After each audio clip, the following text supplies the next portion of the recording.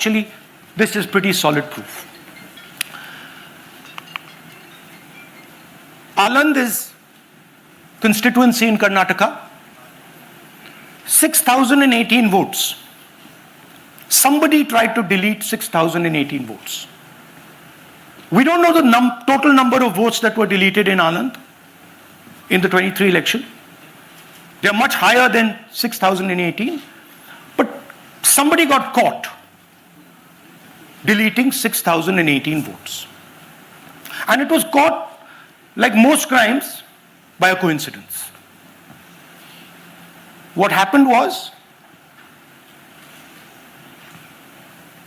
the booth level officer there noticed that her uncle's vote was deleted. And so she checked who deleted her uncle's vote, and she found that it was a neighbor. पड़ोसी ने uncle का vote delete किया था. उसने जाके पड़ोसी से पूछा कि आपने मेरे अंकल का वोट क्यों डिलीट किया. पड़ोसी ने कहा मैं तो जानता ही नहीं, मैंने तो कुछ वोट डिलीट ही नहीं किया. Neither did the person deleting the vote know, nor did the person whose vote was deleted know. Some other force hijacked the process and deleted the vote. And as luck would have it, got caught. What does the operation look like? In Aland, 6,018 applications were filed, impersonating voters. The people who filed these applications actually never filed them. And we will show you evidence of that on this stage. The filing was done automatically using software. We will show you that. Mobile numbers from outside Karnataka, from different states, and you can see on the map, from different states were used to delete numbers in Aland. And it was done targeting Congress voters. So this was not random. We will show you again that these deletions were specifically targeting booths where the Congress party was winning. Here is example number one, lady called Godabai. Someone created fake logins, deleted 12 voters, attempted to delete because then this was stopped. Godabai, of course, has no idea. Can you show us what Godabai has to say about this? Election time ಈಗ ನಾ ಅರ್ಜಿ ಹಾಕಿಲ್ಲ, ನನಗೆ ಅದಕ್ಕೆ ಸಂಬಂಧ ಇಲ್ಲ. ಅದು ಯಾರು ಹೊಟ್ಟಿ ಕಿಚ್ಚಿ ಯಾರು ಏನ ಹಾಕ್ಯಾರ ಅನ್ನೋದು ನನಗೆ ಗೊತ್ತಾಗಿಲ್ಲ. So she has no idea. These were the cell phone numbers that were used to delete these people. These are not from Karnataka. These numbers are from different states. You can see here.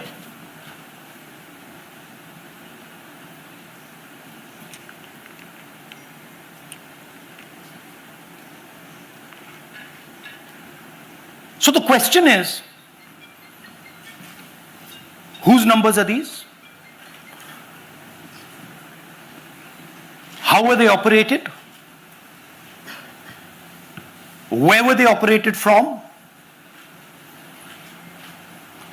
Who generated the OTPs to disturb the process? Now these are questions that arise out of this. Here's example 2, Suryakant. This gentleman apparently deleted 12 voters in 14 minutes. He filled 12 deletion forms in 14 minutes. I'd like you to meet him. He's here. That's one of the people. That's one. Namaskar bhi, aaiye. Babita Chaudhary is one of the votes that He is supposed to have deleted. आइए भैया, he is supposed to have deleted. This is the gentleman. ये इनका vote delete किया जा रहा था, ये कर रहे थे. इनसे आप पूछिए, बताइए. That's our candidate. हाँ, कन्नಡ में बोलिए. ನನ್ನ ಹೆಸರು ಸೂರ್ಯಕಾಂತ್ ಗೋವಿನ. ನಾನು ಸರ್ಸಂಬ ಗ್ರಾಮದಲ್ಲಿ ಇದ್ದೆ. ನನಗೆ ನಾಲೆಜ್ ಕೇಳಿದೆ, ನನ್ನ ಹೆಸರು ಮೇಲೆ 9 ಜನರ ಲಿಸ್ಟನ್ನು ಡಿಲೀಟ್ ಮಾಡಿದ್ದಾರೆ.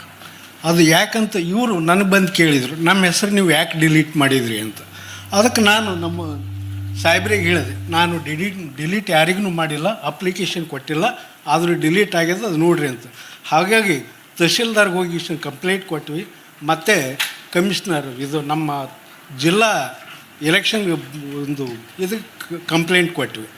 ನನ್ನ ಹೆಸರು ಮೇಲೆ 12 ಜನರದು डिलीट ಮಾಡಿದ್ದು ನಿಜ ಇರ್ತದೆ. थोड़ा ट्रांसलेट कर लीजिए. मेरे नाम पे 12 लोगों का नाम डिलीट किया गया है. हालांकि मुझे मालूम नहीं, मैं कभी किसी को मैसेज भेजा भी नहीं, मैं बुलाया भी नहीं. ये बबीता आके पूछने से पता चला कि मैंने मेरे फ़ोन ऐसा मैसेज दिया, लेकिन असल में मैंने किसी को भी मैसेज नहीं किया. आप कुछ कहेंगे? नहीं, ठीक है. Thank you, thank you. Third example, Nagaraj, 2 applications filed and submitted in 36 seconds. Please try and fill these forms and see how long it takes you. Try and fill. And I ask the youth of India, try it. Try and fill the form, 2 forms in 36 seconds. You'll see the answer to this question. Notice also what time this gentleman fills the form. For some reason he gets up at 4:07 in the morning and suddenly fills 2 forms in 38 seconds.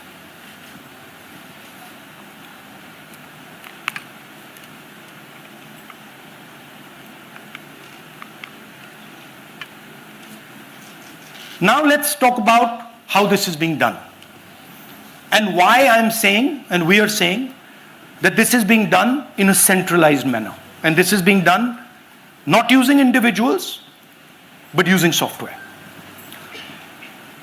Look at the serial numbers. Serial number 1, serial number 1, serial number 1, serial number 1.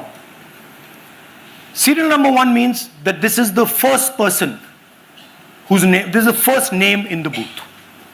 So a software is picking up the first name in the booth and using it to delete voters. So someone ran an automated program that ensured the first voter of the booth was the applicant. That same person got cell phone state, used them to file the applications. And we are pretty certain that this was done in a centralized manner and it was done at scale. This was not done in a, at a worker level. This was done at a call center level. Okay? Targeted deletions in strong Congress booths. The top 10 booths with maximum deletions are Congress strongholds. Congress won 8 other 10 booths in 2018. This was not a coincidence. This is a planned operation. Now, let's come to why I'm making such a direct accusation about this gentleman, Gyanesh Kumar. There is an ongoing investigation on this matter in Karnataka. The CID of Karnataka has sent 18 letters in 18 months. 18 letters in 18 months to the Election Commission. And they have asked the Election Commission for some very simple facts. Number 1, give us the destination IP from where these forms were filled. Number 2, give us the device destination ports from where these applications were filed. And number three, most important, give us the OTP trails, because when you file, you have to get an OTP. The CID of Karnataka has written to the Election Commission for this, and they are not giving it. Why are they not giving it? Because this will lead us to where the operation is being done from. And we are absolutely convinced where this is going to lead. I'll give you a little bit of the chronology. FIR is filed February 23. Karnataka CID writes to ECI requesting all details of these numbers and these transactions almost immediately in March. In August, EC gives a reply, doesn't fulfill any of the demands, and doesn't give us the information. Doesn't give the CID the information that will lead them to their destination. January 24, Karnataka CID writes to ECI again and says, please send us full information. No answer. Karnataka CID by September 25, last letter went in September 25, has written 18 reminder letters. While this is going on, the CEC of Karnataka writes to the Election Commission in Delhi and says, there is a matter. Please provide this information. And the CEC of Karnataka multiple times asks the Election Commission. No answer. Now this is absolute solid proof that Gyanesh Kumar is protecting the people who are doing this. This is also absolute solid proof, what I've shown you, that this is being done in a centralized way, this is being done at scale, and this is being done using large resources. Question is, who is the someone? And the answer is with the EC today. The Election Commission of India knows who is doing this.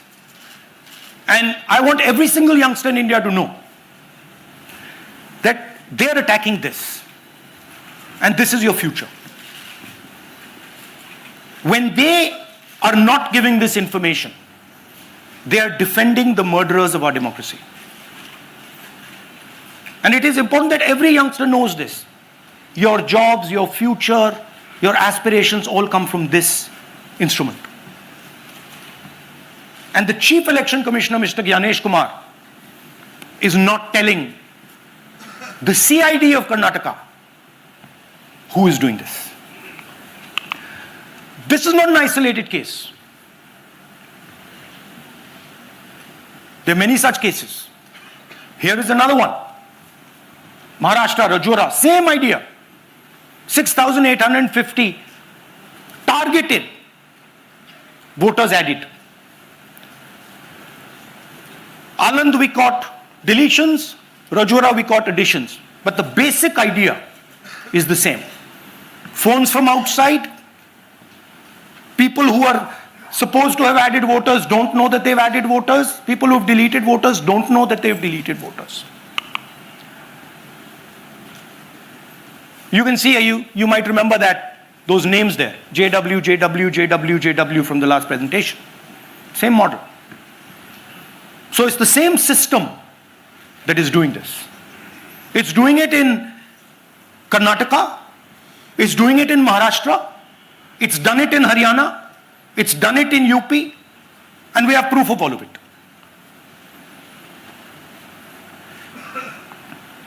Names are being filled.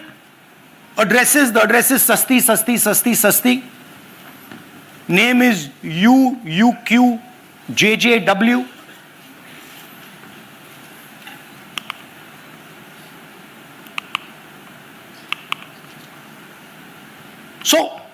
what are we saying here? That the Chief Election Commissioner of India, Gyanesh Kumar, needs to stop protecting the people who are destroying Indian democracy. We have given you 100% bulletproof proof here. It cannot be doubted. You have seen it with your own eyes. Right? EC has to release this data of these phones, these OTPs, within a week. Otherwise,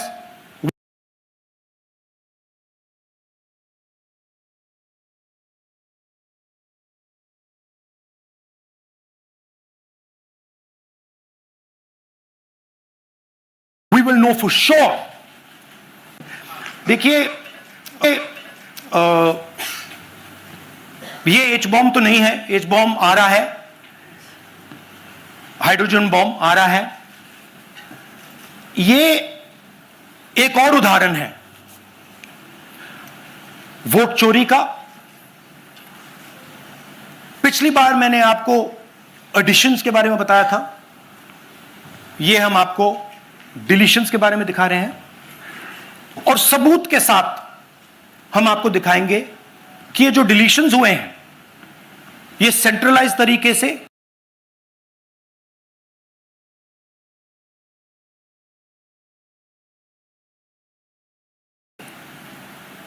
call centre के प्रयोग करके, software के प्रयोग करके किए गए हैं.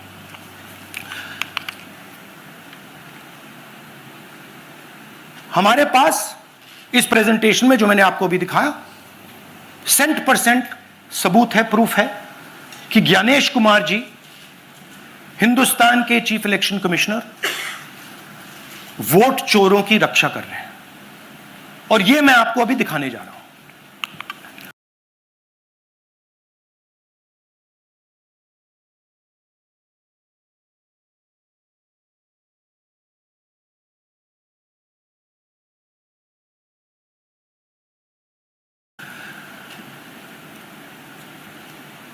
हर election में हमें रिपोर्ट आती थी कि वोटर्स डिलीट हो रहे हैं. कांग्रेस वोटर्स डिलीट हो रहे हैं, ऑपोजिशन के वोटर्स डिलीट हो रहे हैं, दलित वोटर्स डिलीट हो रहे हैं, आदिवासी हो रहे हैं, माइनॉरिटी वोटर्स डिलीट हो रहे हैं, ओबीसी वोटर्स डिलीट हो रहे हैं. मगर जब डिलीट होते हैं ऑपोजिशन के ही होते हैं. कर्नाटक में आलंद कंस्टिट्यूएंसी है, यहां पे चोरी पकड़ ली, कोइंसिडेंस से पकड़ी. वहां की जो बीएलओ थी उसने देखा कि उसके रिश्तेदार को डिलीट कर दिया गया था. जैसे चोरी पकड़ी जाती है, कोई छोटी सी गलती हो जाती है, हाथ आ जाती है. आलंद में 6018 वोटर्स डिलीट हुए, उसमें से इनकी रिश्तेदार थे. उन्होंने पता लगाया कि मेरे रिश्तेदार को डिलीट किसने किया. पता लगा कि पड़ोसी ने रिश्तेदार को डिलीट किया. बीएलओ ने जाके पड़ोसी से पूछा कि भाई आपने मेरे रिश्तेदार को क्यों डिलीट किया. पड़ोसी ने कहा मैंने तो नहीं किया.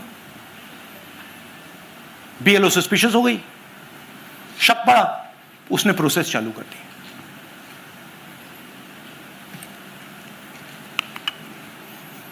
पता क्या लगा कि कोई ना कोई, किसी ने आलंद में वोटर डिलीशन सिस्टमैटिकली ऑर्गेनाइज तरीके से, सेंट्रलाइज तरीके से किया. हमें यह नहीं मालूम कि आलंद में कितने वोटर डिलीट हुए, क्योंकि इससे बहुत ज्यादा हो सकते हैं.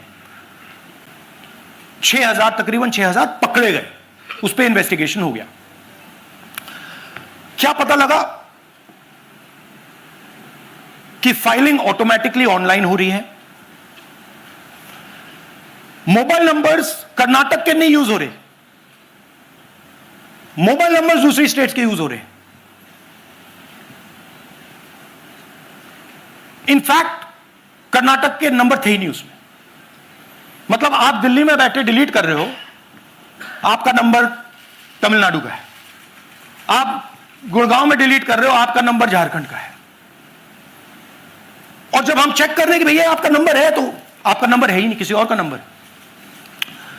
और टारगेट करके कांग्रेस वोटर्स को डिलीट किया गया। ये गोदाबाई जी हैं, इनके नाम पर 12 वोटर्स डिलीट किए गए। इनको मालूम ही नहीं, इनको पता ही नहीं कि इन्होंने 12 वोटर्स डिलीट किए। दिखाइए जरा। ಇಲೆಕ್ಷನ್ ಟೈಮಿಗ ये इनका वीडियो है। ನಾ ಅರ್ಜಿ ಹಾಕಿಲ್ಲ, ನನಗೆ ಅದಕ್ಕೆ ಸಂಬಂಧ ಇಲ್ಲ. ಅದು ಯಾರು ಹೊಟ್ಟಿ ಕಿಚ್ಚಿಗೆ ಯಾರು ಏನ ಹಾಕ್ಯಾರ ಅನ್ನೋದು ನನಗೆ ಗೊತ್ತಾಗಿಲ್ಲ. तो इनको आइडिया नहीं है कि इन्होंने वोटर्स डिलीट कर दिए।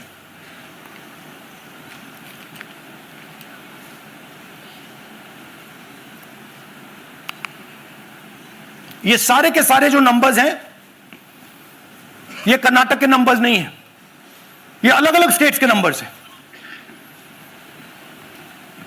और इन नंबर्स को आप फोन करके देखिए, रिप्लाई नहीं आता है।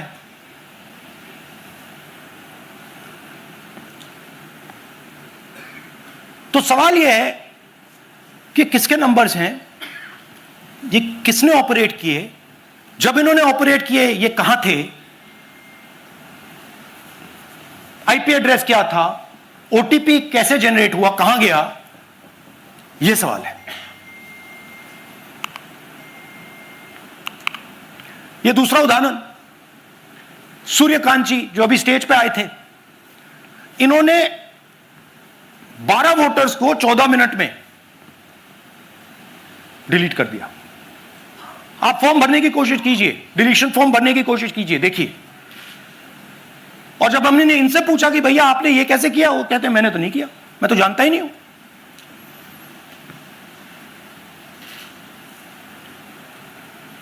बबीता चौधरी जी का इन्होंने एक नाम डिलीट किया, यहां खड़ी हैं बबीता जी, यहां हैं, सूर्यकांत जी यहां हैं, आ जाइए जरा स्टेज पे, एक सेकंड आ जाइए।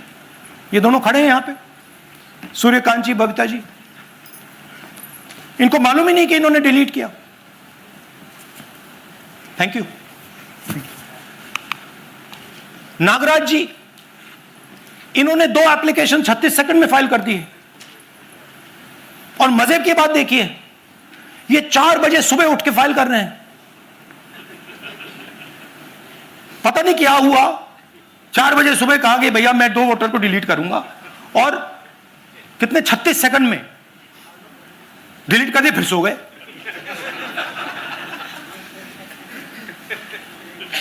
हमारी माइंड में पहले सवाल था कि क्या इलेक्शन कमीशन भी सो रहा है, मगर नहीं, सोया कोई नहीं है, जगे हुए हैं, सिस्टमैटिकली मदद हो रही है। यह देखिए दूसरी बात, जो भी डिलीट कर रहा है वोटर लिस्ट में उसका सीरियल नंबर 1 है। मतलब जो भी वोटर लिस्ट में पहले नंबर पे आता है वही डिलीट कर रहा है। 5वें नंबर वाला, 7वें नंबर वाला, 10वें वाला कोई नहीं कर रहा। तो हो क्या रहा है, सॉफ्टवेयर से यह काम किया जा रहा है। सॉफ्टवेयर प्रोग्राम कह रहा है पहला नाम निकालो और इसका प्रयोग करके डिलीट करो। टारगेटेड डिलीशंस हो रहे हैं। कांग्रेस पार्टी पर आनंद में अटैक किया। टॉप 10 बूथ्स जहां सबसे ज्यादा कांग्रेस की स्ट्रेंथ थी वहां टारगेट किया। और 2018 में पिछले इलेक्शन में 10 में से 8 बूथ कांग्रेस पार्टी जीती थी, और इन 8 में से इन्होंने 6000 लोग उड़ाने की कोशिश की। ये कोइंसिडेंस नहीं था, ये प्लान था, और ये सेंट्रलाइज तरीके से किया जा रहा है। अब मैंने बहुत बड़ी बात बोली, चीफ इलेक्शन कमीशन के बारे में मैंने बोला कि यह व्यक्ति वोट चोरों की रक्षा कर रहा है।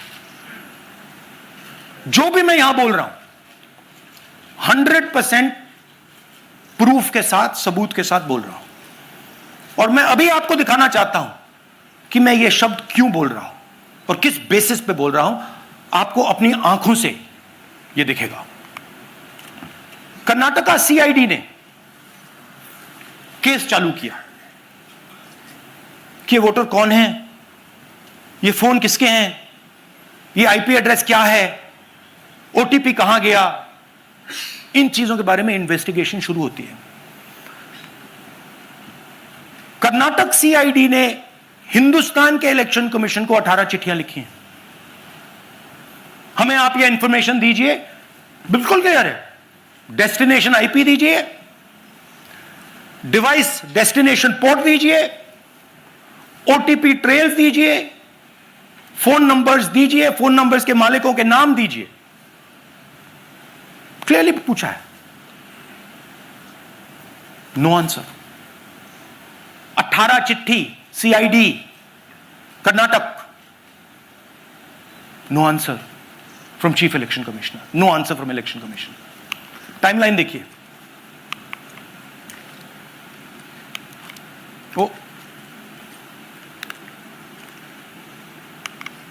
ओके, फरवरी 23 में इन्वेस्टिगेशन शुरू होती है। मार्च 23 में कर्नाटका सीआईडी चिट्ठी लिखती है ईसीआई को कि हमें सारे डिटेल्स दे दीजिए।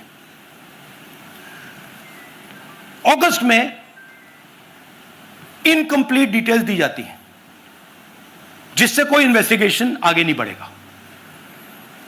जिन चीजों की जरूरत थी वो नहीं दी, जिसकी जरूरत नहीं थी वो सारी दे दी। पहला सबूत।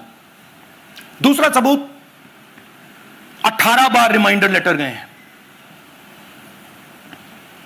आपको अगर सीआईडी एक बार लेटर भेज दे और आप नहीं गए, आप जानते हो क्या होगा। यहां पे इलेक्शन कमीशन को 18 बार लेटर गए हैं, कुछ नहीं हुआ है। बाद में क्या होता है, कर्नाटक ईसी इलेक्शन कमीशन को लिखता है, कहता है भैया हमें दे दीजिए, आपको इंफॉर्मेशन देना पड़ेगा। No reply.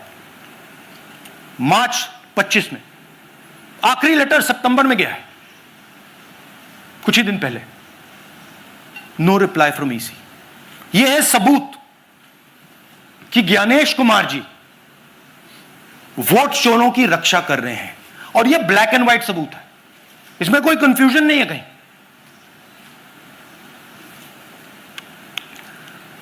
तो सवाल उठता है, ये है कौन जो सेंट्रलाइज तरीके से कॉल सेंटर के प्रयोग से, सॉफ्टवेयर से अलग अलग प्रदेशों में वोट डिलीट कर रहे हैं, ऐड कर रहे हैं। इलेक्शन कमीशन जानता है, ज्ञानेश कुमार जी जानते हैं। अच्छा, ये सिर्फ आनंद में नहीं हुआ, ये अलग अलग कंस्टिट्यूएंसीज में हुआ है। आनंद में लीगल प्रोसेस चालू हो गई, पकड़ लिया। यहां महाराष्ट्र में उसी मोडस ऑपरेंडी से, उसी सिस्टम से यहां पे वोट ऐड हुए हैं। आनंद में डिलीट, रजौरा में एडिशन, 6850। आपको याद होगा पिछले प्रेजेंटेशन में मैंने आपको नाम दिखाए थे, ये देखिए वही नाम यहां है। वही सिस्टम महाराष्ट्र में चल रहा है जो कर्नाटक में चल रहा था।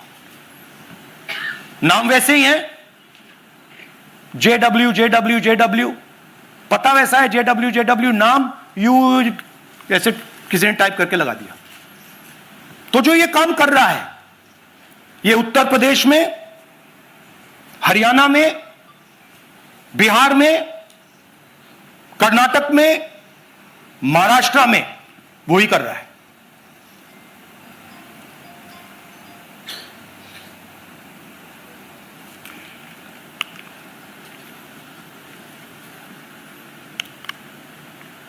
तो हमारी डिमांड है, ज्ञानेश कुमार जी, आप अपना काम कीजिए।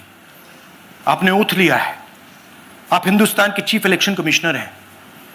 आपसे कर्नाटक की सीआईडी सबूत मांग रही है। आप कर्नाटक की सीआईडी को यह सबूत 1 सप्ताह के अंदर दे दीजिए। नहीं तो पूरा हिंदुस्तान के सारे युवा इस बात को एक्सेप्ट करेंगे कि आप हिंदुस्तान के कॉन्स्टिट्यूशन, हिंदुस्तान के संविधान की हत्या में शामिल हो, हिंदुस्तान की संविधान की रक्षा नहीं कर रहे हो और वोट चोरों की आप मदद कर रहे हो। Thank you. और थोड़ी देर में हम आपको हाइड्रोजन बॉम्ब दिखाने जा रहे हैं। नहीं आज नहीं, थोड़ी देर में उसकी प्रिपरेशन चल रही है, क्योंकि हम देखिए, मैंने टीम से कहा है कि अगर मैं स्टेज पे जा रहा हूं, ब्लैक एंड व्हाइट प्रूफ नहीं होगा, मैं नहीं जाऊंगा। अगर ब्लैक एंड व्हाइट प्रूफ होगा, जो कोई मतलब उसको निगेट नहीं कर सकता, मैं जाऊंगा। मैं देश के कॉन्स्टिट्यूशन की रक्षा कर रहा हूं, संविधान की रक्षा कर रहा हूं, मैं लोकतंत्र की रक्षा कर रहा हूं और मैं सच्चाई आपके सामने रख रहा हूं। बहुत बहुत धन्यवाद, नमस्कार, जय हिंद। सर 3 सवाल। पीटीआई से संजीव चोपड़ा।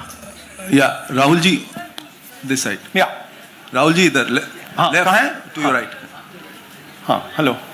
राहुल जी, आज आपने नया खुलासा किया है कि कैसे वोट चोरी हो रही है। आपने पहले भी महादेवपुरा के बारे में बताया कि कैसे एडिशंस हो रही हैं, अब आपने बताया कैसे डिलीशंस हो रही हैं।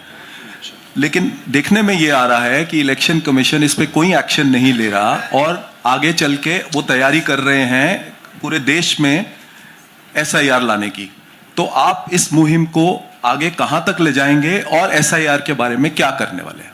देखिए, हम आपके सामने क्रिमिनलिटी रख रहे हैं, हमारा काम आपके सामने सच्चाई रखने का है और हम रख रहे हैं। हिंदुस्तान में दूसरे इंस्टीट्यूशंस भी हैं, सिर्फ इलेक्शन कमीशन नहीं है, लीगल सिस्टम है, उनको भी इन चीजों को देखना चाहिए। यहां पे हम चीफ इलेक्शन कमिश्नर के बारे में ब्लैक एंड व्हाइट कह रहे हैं। आपने कहा कि हमने एडिशन डिलीशन दिखाया, पहले प्रेजेंटेशन में मैंने एडिशन दिखाया था, अब हमने डिलीशन दिखाया है, मगर हमने एक और चीज जोड़ दी है।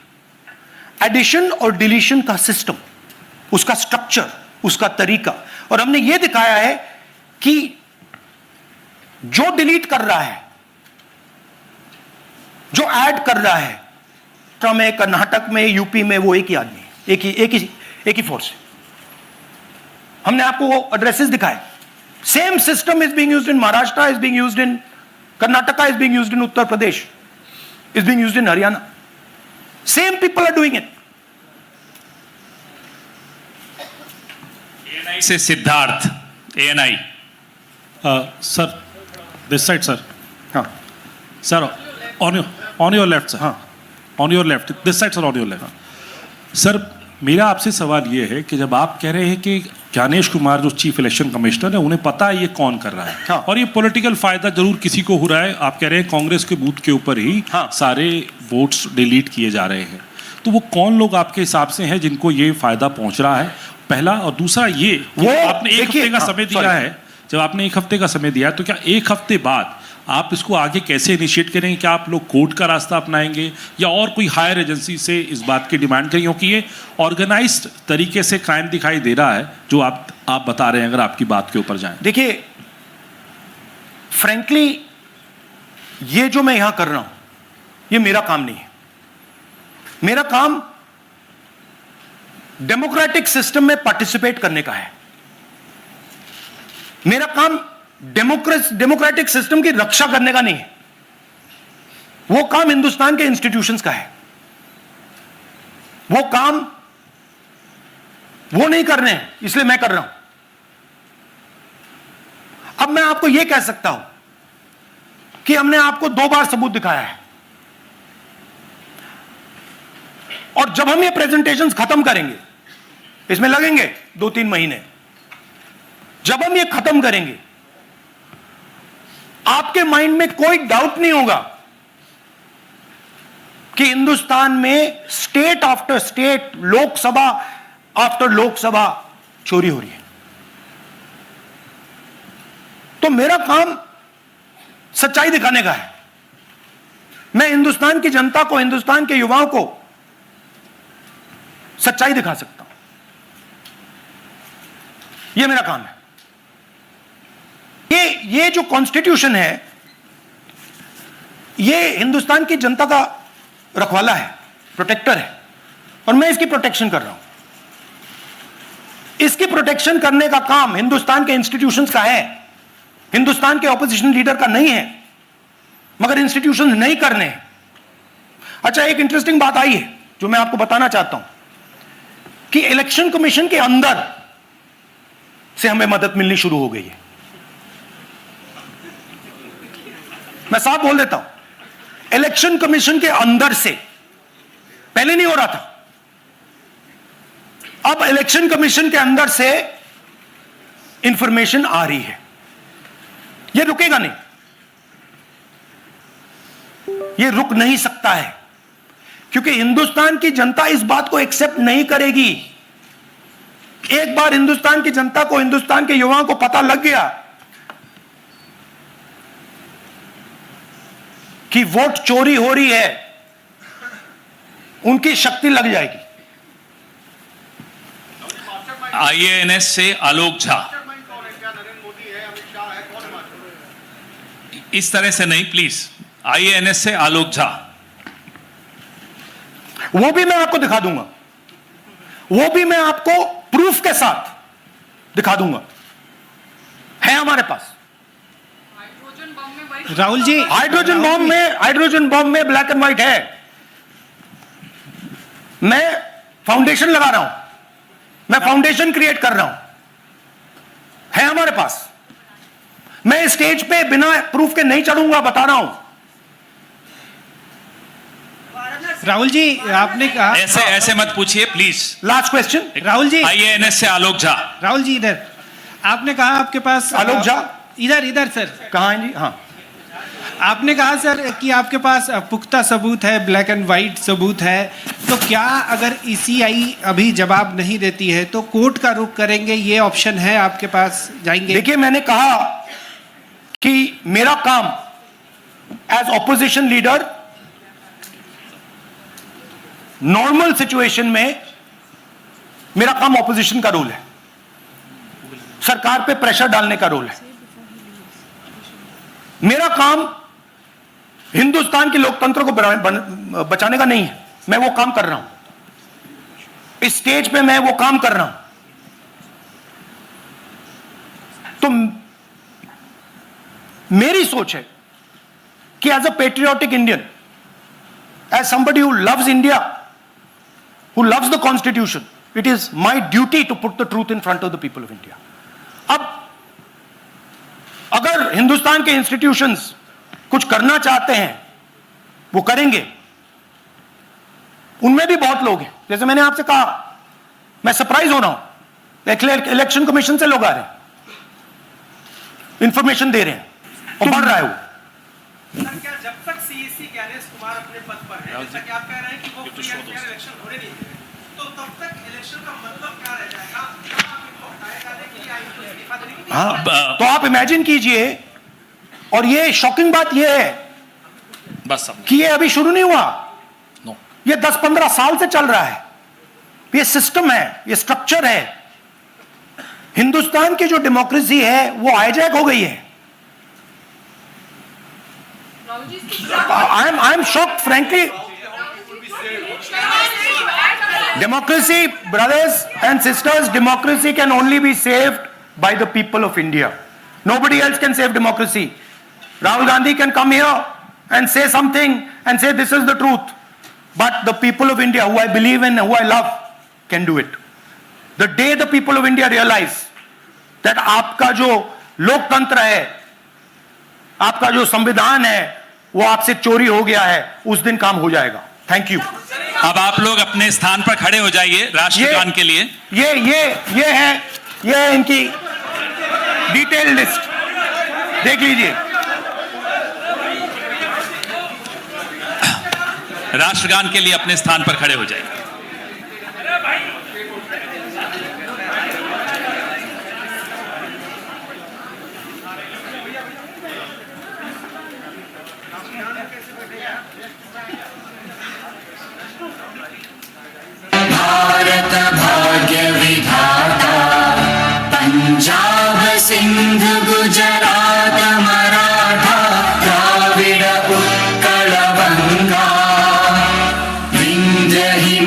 उच्चल यमुना गंगा उच्चल जलधि तरंगा तव शुभ नामे जागे तव शुभ आशीष मांगे गाहे तव जय गाथा जन गण मंगलदायक जय हे भारत भाग्य विधाता जय हे जय हे जय हे जय जय जय जय हे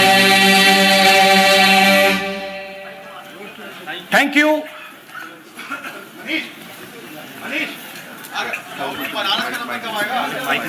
भैया भैया नहीं भैया, no, don't do that.